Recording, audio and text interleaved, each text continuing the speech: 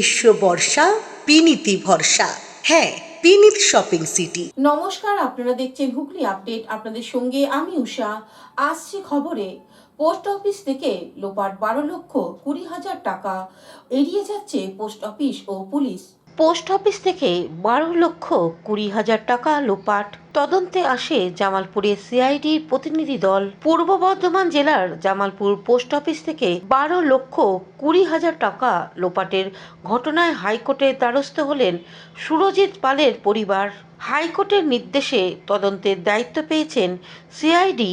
বুধবার বিকালে সিআইডির 4 সদস্যের প্রতিনিধি দল জামালপুর পোস্ট অফিসে এসে দীর্ঘক্ষণ পোস্টমাস্টারের সঙ্গে আলোচনা করেন। এরপর তারা সুরজিৎ পালের পরিবারের সঙ্গেও কথা বলেন এবং পুরো প্রক্রিয়ার ভিডিওগ্রাফিও করা হয়। সিআইডির তদন্তে এই ঘটনার সঠিক সত্য উদ্ঘাটিত হবে এবং তারা তাদের হারানো 12,20,000 টাকা ফেরত পাওয়ার আশায় রয়েছেন। এ বিষয়ে সুরজিৎ পাল সাংবাদিকদের কি বলছেন শুনে নেব। আজকে আমাদের বাড়িতে সেই হাইকোর্টে কেস করেছিলাম। ওই কেসের ভিত্তিতে সিআইডি তদন্তে অফিসাররা এসেছিল, তদন্তকারীরা এসেছিল। টোটাল 4 জন অফিসার এসেছিল, জিজ্ঞাসাবাদ করলো, রেকর্ড করলো, ক্যামেরাবন্দি করলো।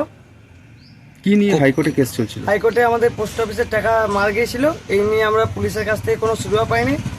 যোগাযোগ ভবনে, কলকাতার ডাক অফিসে, সুপারিনটেন্ডেন্ট অফিসে, সব জায়গায় আমরা দরখাস্ত করি, ওখান থেকে সুরাহা পাইনি। পুলিশ কোনো গুরুত্ব দেয়নি, তার জন্যে হাইকোর্টে কেস করি। হাইকোর্ট থেকে বিচারপতি নির্দেশ দিয়েছিলেন যে এই তদন্তে সিআইডিকে ভাত দেওয়া হয়েছে, তার জন্য সিআইডি তদন্ত করতে এসেছিল।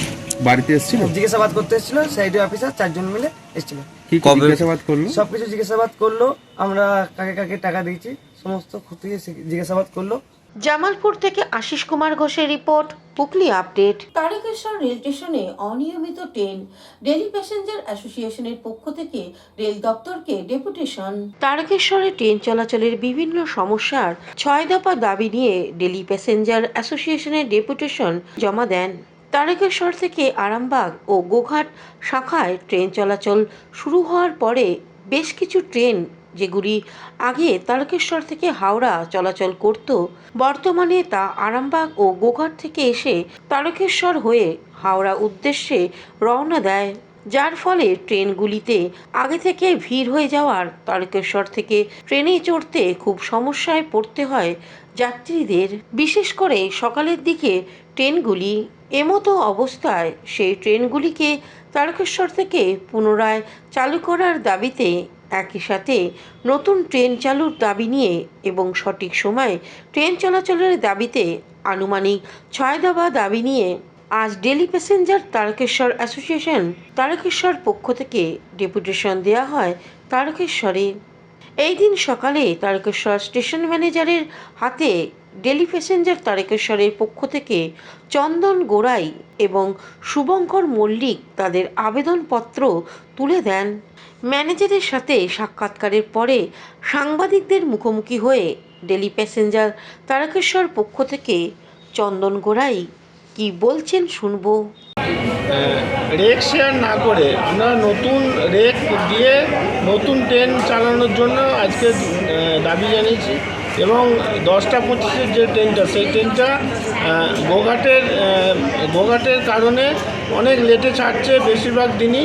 সেইটা রেক শেয়ার না করে আমরা নতুন একটা ট্রেন যাতে দেওয়া হয় 10টা বা 10টা 10-এ, সেই দাবিটা জানিয়েছি এবং আরও মোট 6টি নতুন রেকের অর্থাৎ নতুন 6টি ট্রেন চালুর জন্য আমরা দাবি জানিয়েছি এবং আপ ডাউনে যে অনেক সময় গ্যাপে যে ট্রেনগুলো আছে, সেই গ্যাপে ট্রেন যাতে দেওয়া হয় সেই দাবিটা জানিয়েছি। কোথায় এই ডেপুটেশন জমা দিলেন? এটা হচ্ছে সিনিয়র ডিভিশনাল ম্যানেজার হাওড়াকে দেওয়া হয়েছে থ্রু স্টেশন ম্যানেজার তারকেশ্বর পক্ষ থেকে। স্টেশন ম্যানেজার কি আশ্বাস দিলেন? উনি সহমত হয়েছে 10টা বা 10টা 10-এ একটা ট্রেন চালুর জন্য উনি তদবির করবেন। আপনার নাম? চন্দন গড়াই, টিচার, তারকেশ্বর। ধন্যবাদ। হুগলি তারকেশ্বর থেকে আশিস কুমার ঘোষের রিপোর্ট, হুগলি আপডেট। হঠাৎই স্কুল বন্ধ, বিপাকে পড়ুয়ারা, ব্যান্ডেল এলাকায় অবরোধ ছাত্র থেকে অভিভাবকরা। হঠাৎই বন্ধ স্কুল, বিপাকে পড়ুয়ারা। এক সপ্তাহ ধরে স্কুল গেটে তালা। কি হবে বাচ্চাদের? পড়ুয়াদের নিয়ে রাস্তায় বসে অভিভাবকরা। ব্যান্ডেল রেল স্টেশনের পাশে শরৎচন্দ্র বহুমুখী শিক্ষা নিকেতন নামে এই বেসরকারি স্কুল গত 4 দশকেরও বেশি সময় ধরে চলছিল। একটা সময় ছিটে বেড়ার ঘর ছিল, পরে শরৎচন্দ্র ইনস্টিটিউট স্কুল চলতে থাকে। অনেক ছাত্রছাত্রী এই স্কুল থেকে পড়ে পরবর্তী সময় প্রতিষ্ঠিত হয়েছেন। সেই প্রাক্তনীরাও স্কুল বন্ধ হয়েছে খবর পেয়ে চলে আসেন আজ। অভিভাবক ও প্রাক্তনীরা এ বিষয়ে কি জানাচ্ছেন শুনবো। আন্দোলনে যাব। আমাদের বক্তব্য এখানে যেমন রেল ডেভেলপমেন্ট করছে ভালো কথা, আমরা ডেভেলপমেন্টের সবসময় সাথে আছি, কিন্তু এই স্কুলটাকেও রেলকে ভাবতে হবে। এতগুলো ছাত্রছাত্রী, তাদের বাবা মা, হ্যাঁ এত ছাত্রছাত্রীকে নিয়ে রেল তাহলে ভাবুক, রেল তাহলে আমাদের একটা জায়গা দিক। হ্যাঁ তাহলে এদেরকে সেন্ট্রাল স্কুলে, এদেরকে যে সেন্ট্রাল স্কুল তৈরি হয়েছে সেখানে আমাদেরকে কনভার্ট করে দেওয়া। আমাদের পড়ানো নিয়ে দরকার। আমরা ছেলে মেয়েদেরকে দিয়ে বছরের শেষে কোথায় যাবো? সেন্ট্রাল স্কুল করবার জন্য যখন এলাকা ভেঙেছে, তাহলে সেন্ট্রাল স্কুলকে আমাদের স্কুলের ছাত্রছাত্রীগুলোকে তাদের স্কুলে কনভার্ট করে দিই। আমরা প্রত্যেকে রাজি আছি স্কুলে যেতে, কিন্তু আমাদের এই ছেলে মেয়েদেরকে একটা সঠিক সুস্থ সমাধানের জায়গা করে দিই রেল অথরিটিস। আমরা রেলকে সাহায্য করব এই জায়গাকে মুক্ত করার জন্য। হ্যাঁ বলুন। অন্যদিকে স্কুলের প্রধান শিক্ষক সুবোধচন্দ্র দাস কি বলছেন শুনে নেব। আসলে এখান থেকে যে সেক্রেটারি যে আমাকে 25শে ফেব্রুয়ারি একটা চিঠি দেয় যে আপনাদেরকে স্কুলটা বন্ধ করতে হবে, সেই কারণে ওরা স্কুলটা বন্ধ করে তালা দিয়ে দিয়েছে। এখন ছেলেমেয়েরা খুব অসুবিধার মধ্যে পড়েছে, যাতে স্কুলটা থাকে সেই ব্যবস্থাটা আমরা চাইছি যেন স্কুলটা আমাদের থাকে। এবং এই স্কুলে অনেক ভালো ভালো ছেলেমেয়ে এখান থেকে পড়ে গেছে, তারা বিভিন্ন জায়গায় প্রতিষ্ঠিত হয়েছে। এই স্কুলটা যদি উঠে যায় তাহলে এইসব ছেলেমেয়েরা যাবেটা কোথায়? সেই জন্য আমার একটাই কথা যে স্কুলটা যেন থাকে, এটাই আমার অনুরোধ থাকছে। আপনি হেডমাস্টার হিসেবে আপনি জানতেন না যে নোটিশ পড়ছে যে বন্ধ হয়ে যাবে? আমাকে নোটিশটা দিয়েছে 25 তারিখে, হঠাৎ বন্ধ করেছে। আমি তাদের কাছে সময় চেয়েছিলাম যে আমাদের কিছুদিন সময় দিন, যে সেক্রেটারি যিনি চিঠিটা দিয়েছেন, কিন্তু উনি আমাকে সময় দেননি। সে মতো অবস্থায় আমরা সিনিয়র ডিপিওর কাছে গেছিলাম। ও স্কুলের অভিভাবক ও প্রাক্তনীরা কি জানাচ্ছেন শুনে নেব। নামে ছিল আপনার ব্যান্ডেল বাজারের ওখানে, আর এখানে আপনার 1983 সালে স্কুলটা চলে আসে। আর এখানকার বিগত দিনে ডিআরএম, এইএন, পিডব্লিউ, আইডব্লিউ সবাই জানে, বা তাদের ছেলেমেয়েরা এখানে পড়াশোনা করে গেছে। বিগত দিনে রেলেরই ছেলে মেয়ে বেশি ছিল। তো এখন তো রেলেরও কিছু আছে, কিছু আউটেরও আছে। আর আমরা খুবই সামান্য বেতনে আমরা এখানে অনারেবল দিয়ে যাই কাজ। মানে স্কুলটা মানে আমাদের জীবন, আমাদের স্কুলটা আজকে এরকম অবস্থা বলে আমাদের খাওয়া দাওয়া ঘুম সব কিছুই মানে বলতে গেলে চলে গেছে, জানেন তো। দিন রাত মনের মধ্যে খালি কাঠার মধ্যে দিচ্ছে কবে স্কুলটা আবার খুলবে। কি করতেন আপনি স্কুলে? কি ছিলেন? আমি টিচার ছিলাম। আপনি কি রিটায়ার করেছেন? না না, এখন আমরা আছি। হ্যাঁ, যার জন্য স্কুলটা। Bureau report, Hooghly update. এখন নিয়ে নেব বিজ্ঞাপন বিরতি। বিরতির পর ফিরে আসছে খবরে। শীত, গ্রীষ্ম, বর্ষা, পিনিতি ভরসা। হ্যাঁ, পিনিত শপিং সিটি। যে কোনো মরশুমের রেডিমেড জামা কাপড় পাওয়া যায় একই ছাদের তলায়। ছোট থেকে বড়, পুরুষ, মহিলা ও শিশুদের একমাত্র নির্ভরযোগ্য প্রতিষ্ঠান। শীতকালীন যে কোনো শাড়ি, জিন্স, টপ, কুর্তি, চুড়িদার, পাঞ্জাবি মানেই পিনিত শপিং সিটি। আখন বাজার, চুঁচুড়া, Hooghly. Enjoy a weekend at Vedam, the paradise of peace. A home away from home.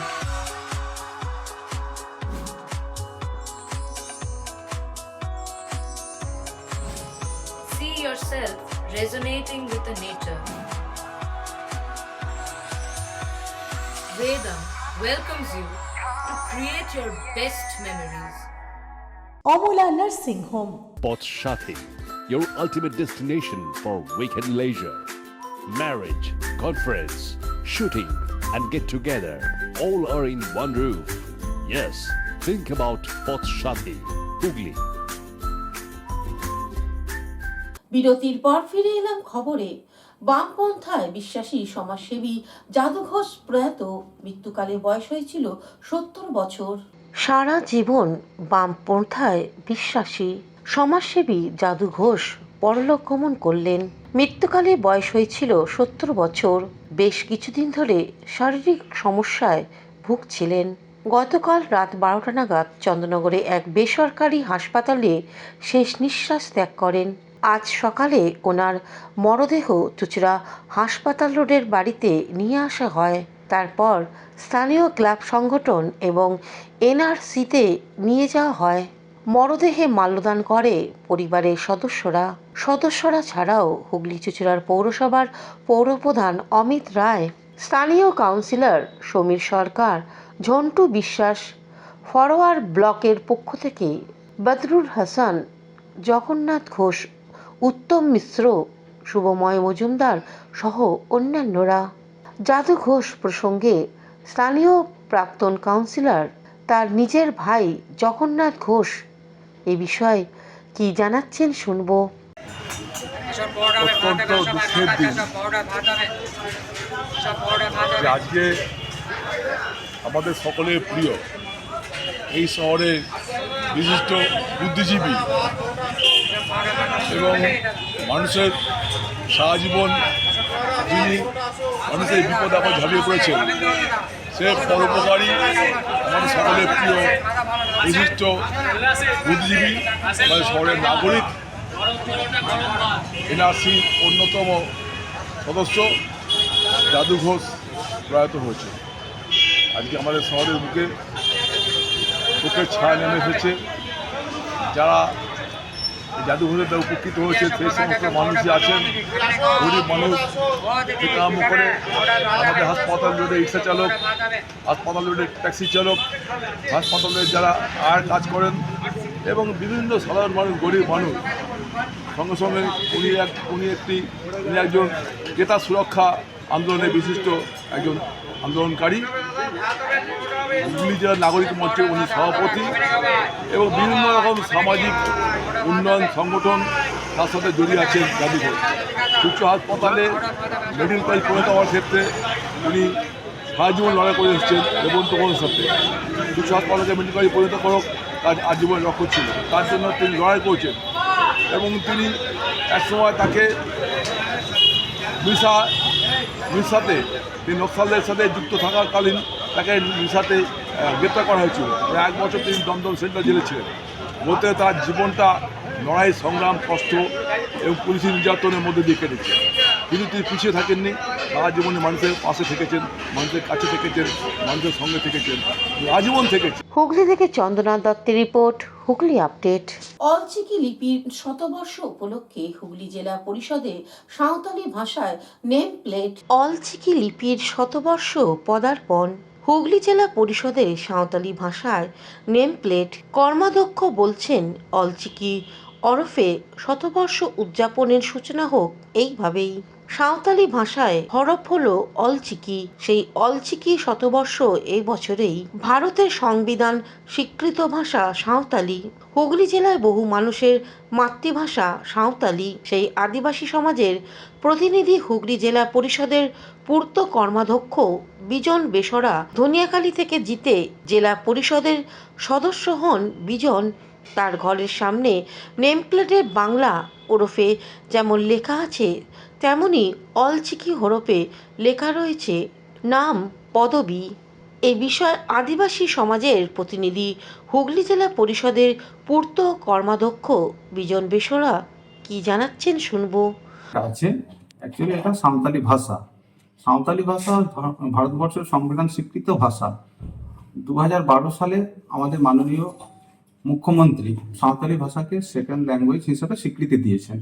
তো এতদিন এখানে যারা ছিল জানি না, আমাদের আদিবাসী সম্প্রদায়ে তারা লিখেছে কি জানি না। তো যেহেতু আমি সেই কমিউনিটির পরিবারের ছেলে, আমি এখানে পূর্ত কর্মাধ্যক্ষ হিসেবে হুগলি জেলা পরিষদে আসার পর দেখেছি আমার বাংলাতে লেখা ছিল।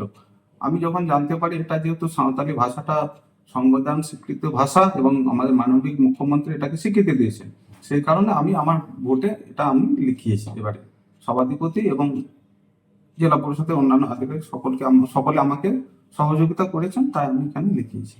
এটা একটা অন্য বৈশিষ্ট্য তো রয়েছে, এটা মানে 100 বছর এবারে পূর্ণ হচ্ছে। হ্যাঁ, অলচিকি লিপিটা এই 2025-এ 1 বছর পূর্ণ হতে চলেছে। 100 বছর পূর্ণ হতে চলেছে। তা অনেক আমাদের।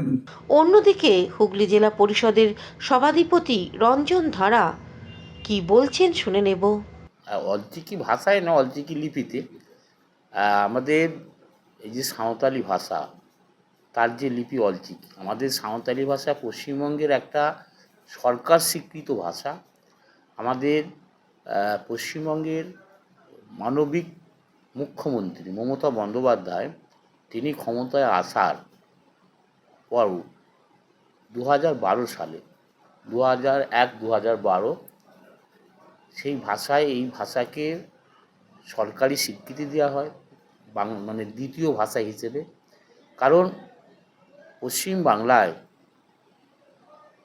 অসংখ্য সাঁওতালি স্কুল বিদ্যালয় রয়েছে এবং বিশ্ববিদ্যালয় 8খানা আছে, যেখানে অলচিকি লিপিতে সেখানে পড়ানো হয়। আর আমার হুগলি জেলায় বেশ অনেকটা সংখ্যক আমাদের এই আদিবাসী মানুষের বসবাস। তো হুগলি থেকে পানুপালের সঙ্গে চন্দনা দত্তের রিপোর্ট, হুগলি আপডেট। ইসালের সওয়াল উপলক্ষে ফুরপুরা শরীফে সাংবাদিক সম্মেলন। ইসালে সওয়াল 2025 উপলক্ষে সাংবাদিক সম্মেলন ও আগত পুণ্যার্থীদের সমস্ত রকম সুযোগ সংক্রান্ত বিষয় নিয়ে পর্যালোচনা করলেন ফুরপুরা ডেভেলপমেন্ট অথরিটির চেয়ারম্যান সম্মানীয় শ্রী তপন দাশগুপ্ত। ওনার সঙ্গে উপস্থিত ছিলেন রাজ্যের মন্ত্রী শ্রেয়াশিস চক্রবর্তী, হুগলি জেলাশাসক মুক্তা আর্য, পুলিশ সুপার কামানাশিস সেন, বিধায়ক নির্মল মাঝি সহ সমস্ত আধিকারিকগণ। SDO Serampore, additional SP, DSP, OC, BDO থেকে শুরু করে জেলা পরিষদের কর্মাধ্যক্ষ আছে, আমাদের প্রধানরা আছে, ডেপুটি ম্যাজিস্ট্রেট আছে এবং আমার সর্বানীয় সমস্ত প্রেসের যারা এখানে রিপোর্টার আছে তার। আমাদের রাজ্যের মন্ত্রী এখানে বলে গেছে, ডিটেলস বলে গেছে এবং আপনারা জানেন যে আমাদের রাজ্যের মুখ্যমন্ত্রীর প্রেরণা থেকে বাংলার একধারে যেমন উন্নয়ন হচ্ছে, সেমনি উৎসবগুলোতেও রাজ্যের মুখ্যমন্ত্রীর নির্দেশ থাকে। আমাদের জেলা প্রশাসক ডিএম এসপি থেকে শুরু করে অ্যাডিশনাল এসপি, বিডিও, ওসি সবাই গত 15 দিন যাবত এক নাগাড়ে এখানে মিটিং করছে, ঘুরছে, যাতে আমাদের রিসার্চটা অত্যন্ত ভালো মতো সম্পন্ন হয়। প্রতি বছরই এটা ভালো মতো সম্পন্ন হয়।